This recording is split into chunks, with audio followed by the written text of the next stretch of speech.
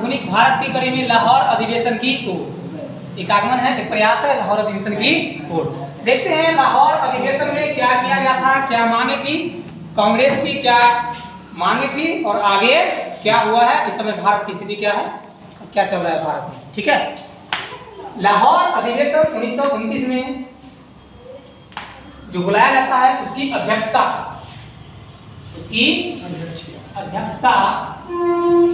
पंडित जवाहरलाल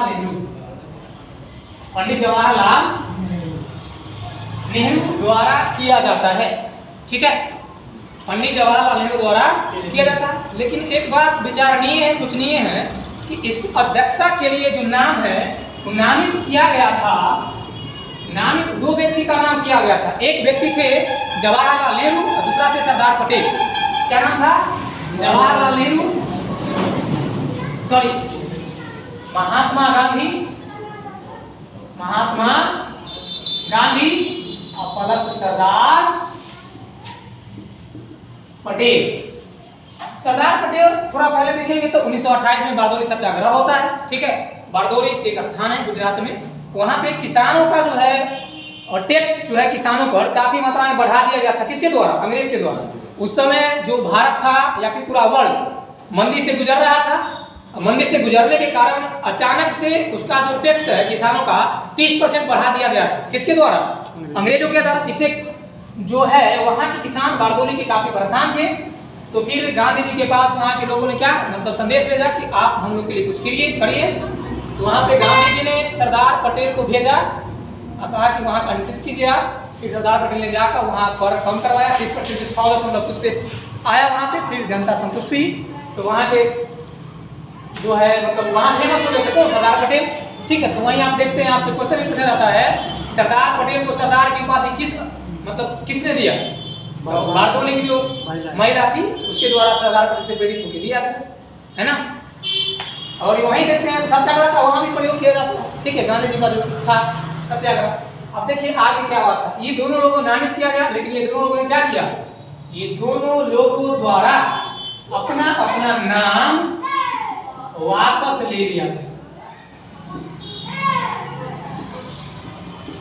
नाम क्या किया गया? वापस ले लिया गया। क्योंकि महात्मा गांधी चाहते थे कि अभी जो वर्तमान में जो बने कोई अध्यक्ष कोई युवा ही बने, ऐसा महात्मा गांधी चाहते थे। और अदर लोग भी चाहते थे जो कांग्रेस के सदस्य थे, वरिष्ठ नेता थे। ठीक है, हम आगे चलते हैं। इस अधिवेशन को जानने से पहले हमको इसे थोड़ा बैक जाना पड़ेगा। बैक जाने के अभिप्राय ये है कि हमको 1928 में चलना पड़ेगा। कहाँ चलना पड़ेगा? 1928 में। देखते हैं 1928 की स्थिति क्या है। 1928 में कलकत्ता अधिवेशन होता है।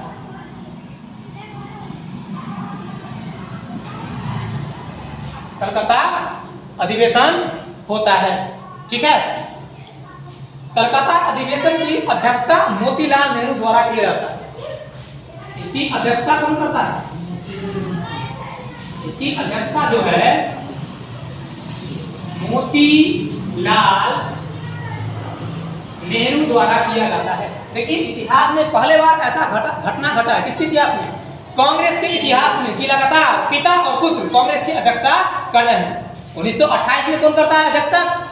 मोतीलाल नेहरू। और 1929 में आ रहा है पंडित जवाहरलाल नेहरू। नहीं, अब देखिए यहाँ क्या हुआ।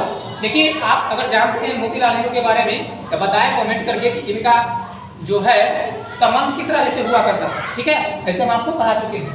अब आगे देखिए मोतीलाल नेहरू कलकत्ता अधिवेशन हुआ क्या था। कलकत्ता अधिवेशन में साइमन कमीशन आया था 1928 में भारत। ठीक है, 1928 में साइमन कमीशन भारत आता है, आया ना। ये सब बात आप लोग जान चुके हैं, पढ़ चुके हैं। इसका विरोध भारत में काफी किया जाता है। इन्होंने क्या किया, कहने का अभिप्राय ये है कि साइमन कमीशन ने भारत में एक हलचल पैदा कर दी। क्या कर दी? हलचल पैदा कर दी अचानक। क्यों? अब इसका विरोध क्यों हो रहा था भारत में? इसका विरोध साइमन कमीशन का इसलिए हुआ था क्योंकि 7 सदस्य थे साइमन कमीशन में, और 7 के 7 सदस्य क्या थे? ब्रिटिश थे। 7 के 7 सदस्य ब्रिटिश थे। इस कारण भारतीयों का ऐसा मानना था कि हमारा कोई क्या करे, हमारा कोई ब्यौरा ले, हम क्या कर रहे नहीं कर रहे, हमारी स्थिति क्या है, इस पर कोई रिपोर्ट बनाए और उसमें हम हो ही नहीं। उसमें हम हो ही नहीं, तो रिपोर्ट क्या बनाएगा? रिपोर्ट जो बनाएगा हो सकता है मेरे हित में ना हो, और अंग्रेज ऐसा कई बार कर चुका था। भारतीयों के हित में तो कुछ सोचता नहीं था, जब भी सोचता था देश से कुछ लूटना है ये सोचता था, और कुछ सोचता था नहीं। कैसे, कहने का अर्थ है कि धन का बहिर्गमन अधिक से अधिक कैसे हो ये सोचता था। तभी तो हम देखते हैं 1928 में क्या हो रहा है, बारदोनी में टैक्स की इतना मात्रा बढ़ा दी जा रही है, लगातार 30% कहने का अर्थ है जो मिल रहा है उसका 30% और बढ़ा दिया गया। बहुत बड़ी बात थी कि नहीं थी? तो आगे देखिए, अध्यक्षता मोतीलाल नेहरू करते हैं। पूरा भारत में क्या हो चुका है? पूरा भारत में कहने का अर्थ है पूरा भारत हिल चुका है साइमन कमीशन के आने से, विद्रोह की स्थिति बन चुकी है। तो साइमन कमीशन यहां से रिपोर्ट लेकर जाता है कहां? रिपोर्ट बनाकर इंग्लैंड जाता है, वहां सौंपता है ब्रिटेन में, ठीक है। और इसका विरोध काफी यहाँ कर ही रहा था। तो उस समय जो थे वायसराय, उस समय जो थे वायसराय लॉर्ड बर्कनहेड थे। कौन थे? Lord Birkenhead. उन्होंने क्या कहा? देखिए वायसराय कौन थे? 1908 के समय वायसराय भारत के वायसराय लॉर्ड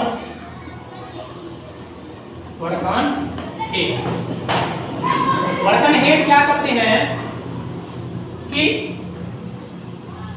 भारतीयों को कहते हैं कि तुम लोग तो कुछ करते नहीं हो, अपने लिए कुछ बनाते नहीं हो, अपने लिए कुछ बनाते नहीं हो, और ब्रिटिश सरकार द्वारा जो भी नियम बनाया जाता है उसका तुम लोग विरोध करते हो।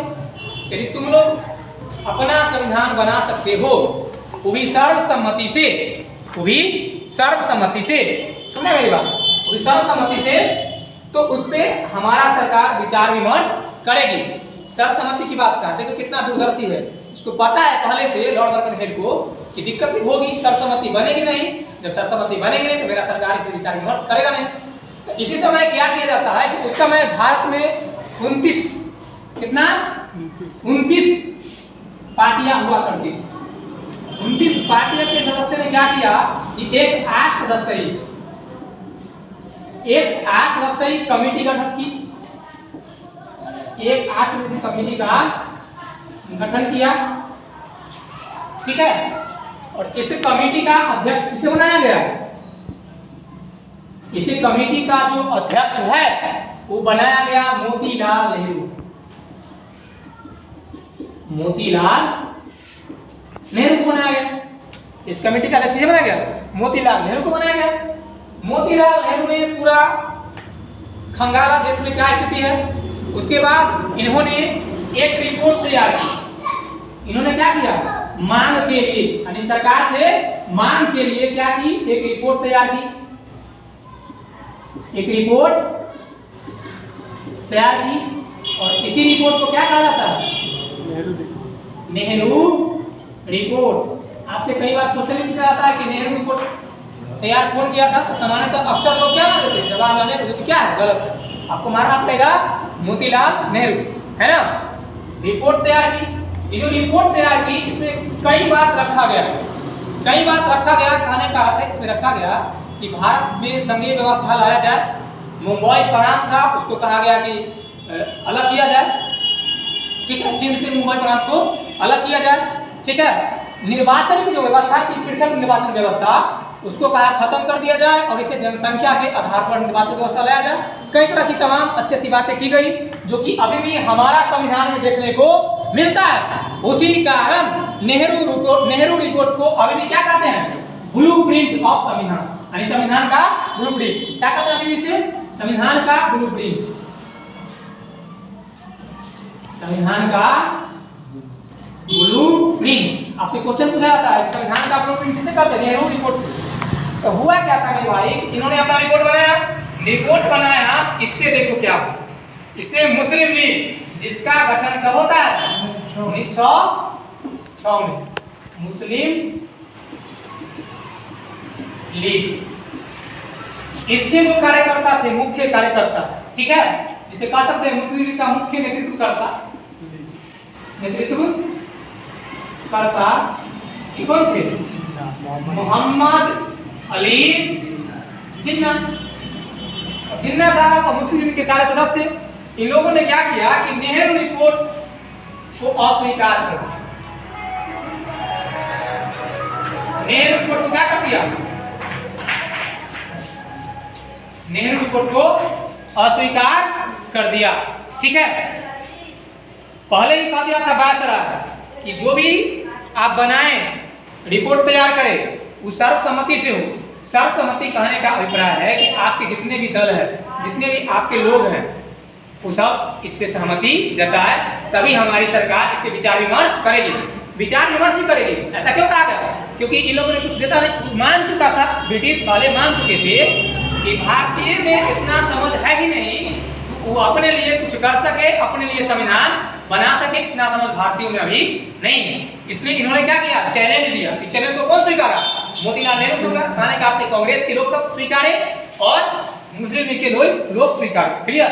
अब आगे देखिए, नेहरू रिपोर्ट को अस्वीकार किया गया। हाँ ठीक है, अस्वीकार किया। और इन्होंने क्या किया कि स्वतः ही एक मोहम्मद अली जिन्ना ने स्वतः ही एक 14 सूत्री, इतना 14 सूत्री मांग तैयार की। आपसे क्वेश्चन पूछा जाता है कि 14 सूत्री मांग किसने तैयार की?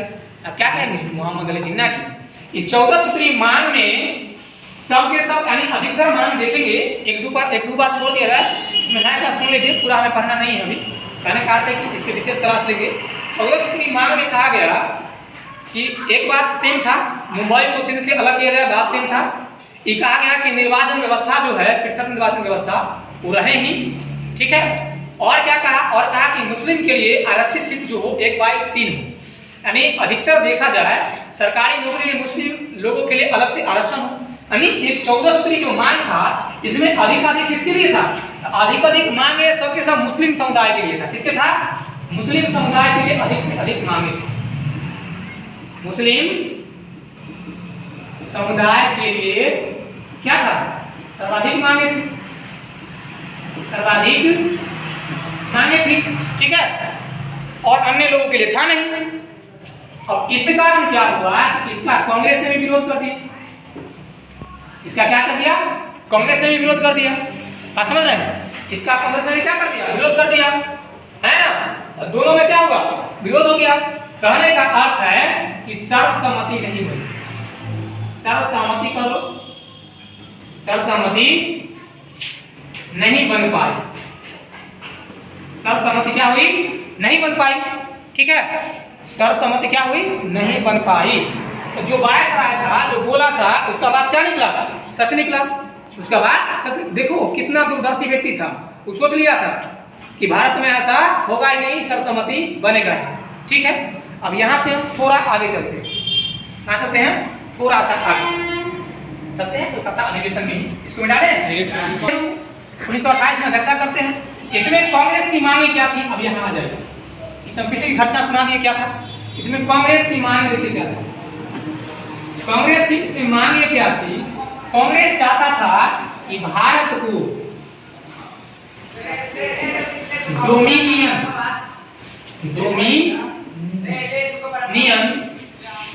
स्टेटस का दर्जा ब्रिटिश सरकार दे। थोड़ा समझिएगा, ब्रिटिश सरकार दे। डोमिनियन स्टेटस है क्या?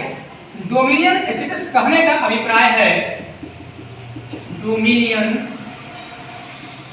स्टेटस, डोमिनियन स्टेटस कहने का अभिप्राय है कि एक बड़ा सा जो है, बड़ा अधिराज्य के अंतर्गत छोटे अधिराज्य का शासन करना, जो क्या हो? स्वशासित हो, है ना?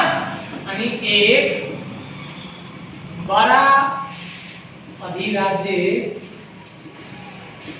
के अंतर्गत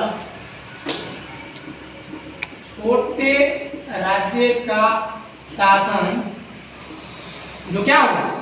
स्वशासन अथवा स्वशासित हो, स्वशासित हो। बात समझ रहे हैं? कहने का अर्थ है कि इंग्लैंड, ब्रिटेन जो है, ब्रिटेन, देखिए इंग्लैंड और ब्रिटेन में अंतर है, हमने आपको बतलाया था। इंग्लैंड अलग है, ब्रिटेन भी अलग है। कुछ लोग इस ढांचे में ना रहे कि इंग्लैंड का है, ब्रिटेन का सेम। हमने आपको बतलाया था कि ब्रिटेन जो है, इंग्लैंड और उत्तरी आयरलैंड दोनों का, सॉरी, इंग्लैंड और स्कॉटलैंड दोनों मिल जाता है तो क्या बनता है? ब्रिटेन बनता है। यूनाइटेड किंगडम, ब्रिटेन प्लस उत्तरी आयरलैंड जब मिल जाता है तो क्या बनता है यूनाइटेड किंगडम। कहने का अभिप्राय है यूनाइटेड किंगडम में तीन प्रांत कौन कौन है, इंग्लैंड है, स्कॉटलैंड है और उत्तरी आयरलैंड है। आयरलैंड का उत्तरी हिस्सा जो आप देखेंगे मैप पे, देखिए वर्ल्ड मैप में समझ में आएगा। तो इंग्लैंड अलग है, ब्रिटेन अलग है, यूनाइटेड किंगडम अलग है। लेकिन जब सम्मिलित है तो इसको कहते हैं यूनाइटेड किंगडम। यूनाइटेड मतलब सब एक साथ है ना। तो डोमिनियन स्टेटस के बारे में समझ गए, एक बड़ा अधिराज्य के अंतर्गत छोटे राज्य का शासन जो क्या हो शासित हो। कहने का अर्थ ठीक है हम ब्रिटेन के अधीन रहेंगे लेकिन मेरा शासन क्या हो, स्वयं का शासन हो, मेरा शासन स्वयं का शासन हो। ये था डोमिनियन स्टेटस के अंतर्गत। लेकिन हुआ क्या था कि इस पे आपत्ति जताई थी कुछ लोगों ने। आपत्ति काले या विवाद है, इस पे आपत्ति या विवाद जताया। इस पे आपत्ति और विवाद कौन जताया, इस पे दो व्यक्ति थे जो आपत्ति और विवाद जताया। पहला थे जवाहरलाल नेहरू, जवाहरलाल नेहरू। और दूसरा कौन थे, दूसरा थे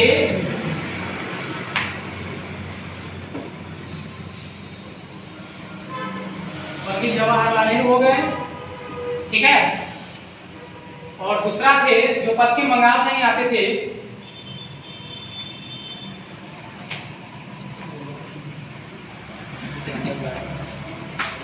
सुभाष चंद्र बोस। जवाहरलाल नेहरू, दूसरा कौन थे सुभाष चंद्र बोस।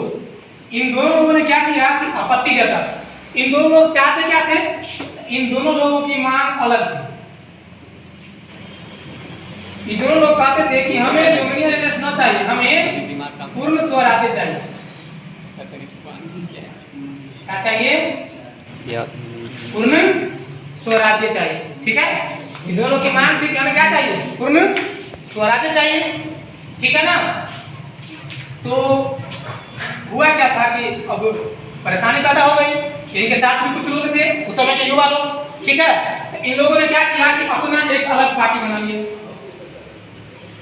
अपना अलग पार्टी बनाया, Indian independence league.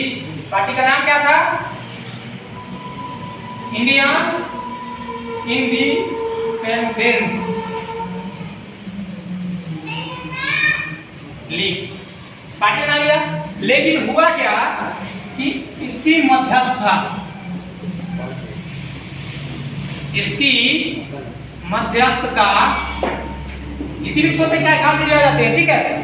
Gandhi ji क्या करते हैं कि इसकी मध्यस्थता करते हैं, यानी कि इसकी मध्यस्थता किसके द्वारा, गांधी जी द्वारा। गांधी जी कहते हैं कि ठीक है तुम्हारा मांग है पूर्ण स्वराज्य, तो पूर्ण स्वराज्य की हम मांग करेंगे, लेकिन वर्तमान में डोमिनियन स्टेटस की मांग ही की जाए तो बेहतर है। और गांधी जी ने बताया कि एक साल, यानी कि मांग हो रहा है दिसंबर 1929 में, गांधी जी ने कहा कि एक साल अर्थात दिसंबर 28 की चर्चा हो रही है ना, दिसंबर 1929 तक यदि ब्रिटिश सरकार द्वारा हमारी मांगे क्या थी, डोमिनियन स्टेटस ब्रिटिश सरकार द्वारा हमारी मांगे नहीं मानी जाती है तो हम देखिए कांग्रेस का जो भी अधिवेशन होता था उसमें पहले डिसाइड कर लिया जाता था कि अगला अधिवेशन कहाँ होगा। सामान्यतः कांग्रेस का अधिवेशन आप देखिएगा उसके इतिहास में तो दिसंबर में ही साल में एक बार आयोजित की जाती थी, ठीक है। तो ब्रिटिश सरकार द्वारा कहा गया कि हमारी मांग यदि नहीं मानी जाती है तो हम अगले वर्ष लाहौर अधिवेशन, जो कि आपको करना है, लाहौर अधिवेशन 1929 में पूर्ण स्वराज की मांग सरकार से क्या करेंगे, रखेंगे। और इतना बात जब गांधी जी बोले तो ये दोनों लोग क्या हो गए, ये दोनों लोग जो है मान गए, लगभग दोनों लोग मान गए, दोनों लोग मान गए, ठीक है। फिर आगे क्या होता है, अब आगे देखिए। कांग्रेस की मांग जो होती है 1929 में, कांग्रेस की मांगे 1929 में क्या होती है, पहला होती है कि भारत यानी हमें पूर्ण स्वराज दो। दूसरा निर्णय ये लिया जाता है दिसंबर 1929 में कि हम पूर्ण स्वाधीनता दिवस मनाएंगे, पूर्ण स्वाधीनता दिवस मनाएंगे। और इसके लिए एक तारीख निर्धारित की जाती है जो कि आपसे पूछा भी जाता है। वो तारीख है 26 जनवरी 1930। चूंकि देखिए दिसंबर 1929 से लास्ट है, तो अगला वर्ष ना मनाया जाएगा, मतलब जो भी है पूर्ण स्वाधीनता दिवस मनाया जाएगा। कब मनाया जाएगा, 26 जनवरी 1930। तो कहा गया कि हम 26 जनवरी 1930 को पूर्ण स्वाधीनता दिवस मनाएंगे, तिरंगा फहराएंगे, तिरंगा फहराएंगे, फहराया भी जाता है, इंकलाब जिंदाबाद का नारा लगाएंगे, इंकलाब जिंदाबाद का नारा लगाया जाता है। और तिरंगा जो फहराया जाता है, आपसे क्वेश्चन पूछा जाता है रावी नदी के तट पर, कहाँ फहराया जाता है, रावी नदी के तट पर। आपको कुछ भी याद करने की आवश्यकता नहीं है, आप प्रेम से देखें, इसे याद हो जाएगा, कुछ विशेष है नहीं, ठीक है। एक बात जब हम आगे पढ़ेंगे संविधान में, तो आप देखेंगे कि 26 जनवरी 1950 के दिन क्या होता है, अपना संविधान में लागू होता है। 26 जनवरी का जो दिन लिया जाता है, इसी कारण लिया जाता है। 26 जनवरी का जो दिन लिया जाता है संविधान लागू करते समय, क्यों, इसी कारण लिया जाता है। क्लियर है ना। लेकिन आप देखेंगे कि 26 जनवरी को तो यहाँ पे स्वाधीनता दिवस मनाया जाता है, लेकिन वर्तमान में तो राष्ट्रीय छुट्टी है नहीं, 26 जनवरी स्वाधीनता दिवस मनाया नहीं जाता है। रीजन क्या है, रीजन है कि उस दिन हमारा संविधान लागू हुआ है, उस दिन हमारा संविधान लागू हुआ है। आजाद तो हुआ है 15 अगस्त को, नहीं रात्रि में हुआ। क्लियर है ना, यहाँ पर कोई दिक्कत है नहीं ना। देखिए तिरंगा झंडा पर भी विवाद था, तिरंगा झंडा पर भी विवाद था, लेकिन उससे पहले हम थोड़ा और देख लिए मांगे क्या है। तीसरी मांगे थी कि जो था सुभाष चंद्र बोस, सुभाष चंद्र बोस, इन्होंने कहा कि हम समानांतर सरकारें बनाएंगे। कहीं तो अपना पूर्ण स्वराज मतलब मिली, कहने का तो स्वाधीनता दिवस मना लिया, मांग रख दिया कांग्रेस से ब्रिटिश सरकार के प्रति पूर्ण स्वराज्य का। तो उसके बाद सुभाष चंद्र बोस द्वारा यह प्रस्ताव रखा गया कि हम जो है समांतर सरकार ब्रिटिश के जैसा समांतर सरकार स्थापित करेंगे, और क्या हुआ कि जवाहरलाल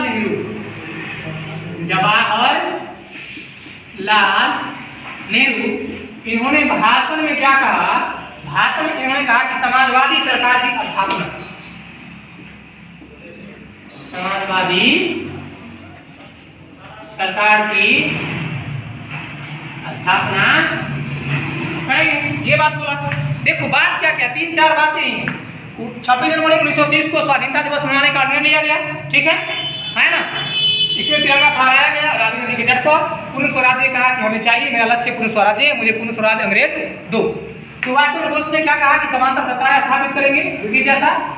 जवाहरलाल नेहरू चूंकि अध्यक्ष थे, अध्यक्ष ही कुछ बात बोलते थे ना, तो अध्यक्ष ने अपने भाषण में क्या कहा कि हम समाजवादी सरकार की स्थापना करेंगे, ठीक है। आगे क्या होता है कि इस कांग्रेस की अधिवेशन में महात्मा गांधी को आगे का निर्णय लेने के लिए, महात्मा गांधी को आगे का निर्णय लेने के लिए बागडोर दी गई, कहा गया। कांग्रेस सर्वसम्मति से कहा कि गांधी जी आ ही गए हैं। देखो बात क्या था, 1924 में महात्मा गांधी द्वारा प्रथम बार बेलगाम अधिवेशन किया जाता है। उसके बाद महात्मा गांधी क्या करते हैं कि कुछ जो होता है रचनात्मक कार्य उसमें जुड़ जाते हैं। रचनात्मक कार्य में जुड़ जाते हैं, संपूर्ण देश की दौरा भी करते हैं, फिर आते हैं लौट के 1928 में, देखते हैं कि मामला गर्म है। मामला गर्म किस लिए है? हमने आपको पढ़ा चुका है, साइमन कमीशन आया है, पूरा देश को हिला के रख दिया, इसका मामला गर्म है। गांधी जी को ऐसा लगता है कि अब हम यदि चाहे तो अपना आंदोलन पूरा शुरू कर सकते हैं।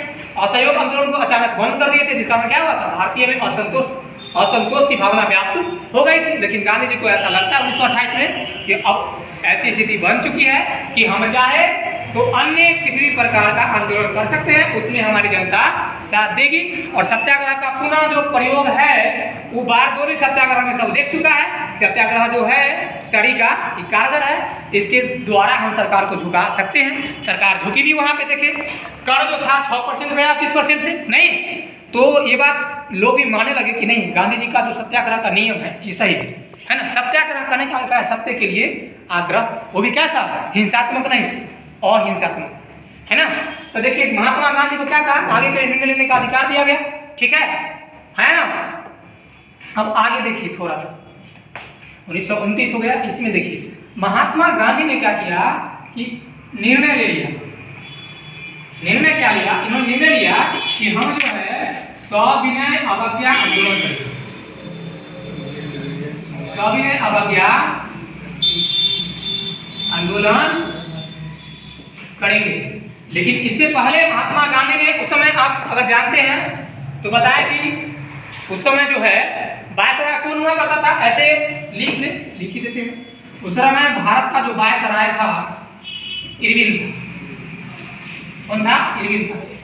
इरविन के पास महात्मा गांधी ने 2 बार प्रस्ताव भेजा। महात्मा गांधी की एक पत्रिका थी यंग इंडिया। कौन थी? Young India. देखिए मेरे द्वारा बोला गया कोई बात हो आप गौर से सुनिए, क्योंकि क्वेश्चन बनेंगे ही बनेंगे, है ना। आपको कुछ भी चीज घटना ना पड़े इसलिए हमने इतना विस्तार से पढ़ाया, बाकी मुझे कोई आवश्यकता नहीं कि आप इतना विस्तार से पढ़ाएं। तो वायसराय जो है इरविन है, इरविन के पास यंग इंडिया पत्रिका में गांधी जी ने लिखते हैं 11 सूत्री मांग प्रस्तुत करते हैं। अब क्या 11 सूत्री मांग वो हम पढ़ाएंगे, लेकिन फिलहाल थोड़ा समझ लें। 11 सूत्री मांग में था कि आप जो नमक कानून लगाए हैं उसे हटाएं, ठीक है। दूसरा मांग था कि जो टैक्स लगाए हैं उस पर 50% कटौती करें। तीसरा मांग था कि जो सैनिक पे खर्चा है उसे 50% कम करें, है ना। चौथा मांग था कि जो हमारी रक्षा के लिए, हमारी आत्मबल के लिए हमें लाइसेंसी हथियार रखने का अधिकार दिया जाना चाहिए, ठीक है। अगला और ये मांगे थे, जिसमें एक और मांग था। मांग क्या था कि जो बंदरगाह हुआ करता था, जिस समय एक्सपोर्ट यानी कहने का अर्थ है आयात निर्यात होता था, तो भारतीयों के लिए क्या किया जाए, खुला छोड़ दिया जाए। उससे भी क्या था, सरकार का नियंत्रण था। कहने का अर्थ है कि जो भी बंदरगाहें थे, बंदरगाह समझते हैं ना, जहाजों का आना जाना का जो बेड़ा होता है वो बंदरगाह, उसमें उसका नियंत्रण था। तो ये सब मांगे गांधी जी ने यंग इंडिया पत्रिका में 11 सूत्री मांग में रखा। लेकिन इरविन द्वारा एक भी सुनी नहीं गई। गांधी जी को ऐसा लगा कि हो सकता है कि यंग इंडिया पत्रिका के माध्यम से इरविन को पता नहीं चला होगा, इन्होंने मेरी बात पर ध्यान नहीं दिया होगा। तो गांधी जी ने एक पत्र फिर लिखा, एक पत्र पुनः लिखा और अपने मित्र के द्वारा पहुंचाया। अपने मित्र के द्वारा किसके यहाँ पहुंचाया? इरविन के पास। इरविन के पास। अब इरविन को इतना तक इरविन सोचो कि इरविन इसका जवाब देना भी उचित नहीं समझा। इरविन इसका जवाब देना भी उचित नहीं समझा। और इसका एक परिषद का अध्यक्ष था या फिर एक सदस्य था, उसने जवाब में कुछ नकारात्मक बातें लिखी। नकारात्मक बातें में लिखा कि महात्मा गांधी के बारे में लिखा, उस जो ये पत्र लिखे थे उसमें लिखा कि आप इस तरह के जो आंदोलन करने जा रहे हैं। इन्होंने लिखा 11 सूत्री मांग में लिखा क्या था, इन्होंने लिखा कि यंग इंडिया पत्रिका में कि आप इस मांग को माने, यदि आप इस मांग को नहीं मानते हैं तो हम जो है बैठने वाले चुप नहीं है, सभी अवज्ञा आंदोलन करेंगे। क्लियर। लेकिन इरविन द्वारा एक भी बात की जवाब नहीं दिया जाता है। फिर उनको लगता है कि ऐसा नहीं सुने होंगे, नहीं जाने होंगे, क्योंकि अनेक तरह की घटना घटते रहती है, उनको ध्यान नहीं गया हो। फिर इन्होंने प्रश्न भेजा, मित्र के द्वारा भेजा इनके पास, लेकिन क्या किया, इन्होंने एक भी नहीं सुनी। इनका एक जो परिषद का अध्यक्ष थे या सदस्य थे, उन्होंने जवाब दिया कि आप इस तरह के जो आंदोलन करने जा रहे हैं ये देश हित में नहीं है, इसका नकारात्मक प्रभाव देश में पड़ेगा। ठीक है।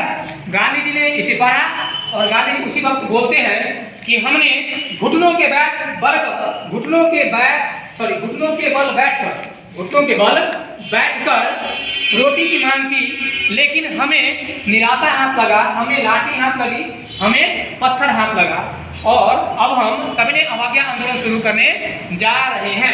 फिर यहाँ से सविनय अवज्ञा आंदोलन शुरू होता है। कहने का अर्थ है फिर यहाँ से गांधी जी सोचते हैं कि कैसे सविनय अवज्ञा आंदोलन शुरू करें। फिर नमक को मुद्दा बनाया जाता है गांधी जी द्वारा, अब पहले नमक कानून को तोड़ा जाता है। फिर 12 मार्च को स्टार्ट करते हैं 1930 को दांडी जाने के लिए। दांडी जो स्थान है सरदार पटेल द्वारा चुना जाता है। क्यों चुना जाता है ये भी जानेंगे हम। फिर 6 अप्रैल को दांडी क्यों पहुंचते हैं ये भी जानेंगे हम। नमक कानून क्यों तोड़ा जाता है ये भी जानेंगे, ठीक है। लेकिन आगे विशेष बातें हम जानेंगे सविनय अवज्ञा आंदोलन में 11 की मांग भी पढ़ेंगे, ठीक है। इस प्रकार अब देखेंगे हम आगे की बात में, आगे जो पढ़ेंगे उसमें। फिलहाल चलते हैं, इतना के लिए धन्यवाद।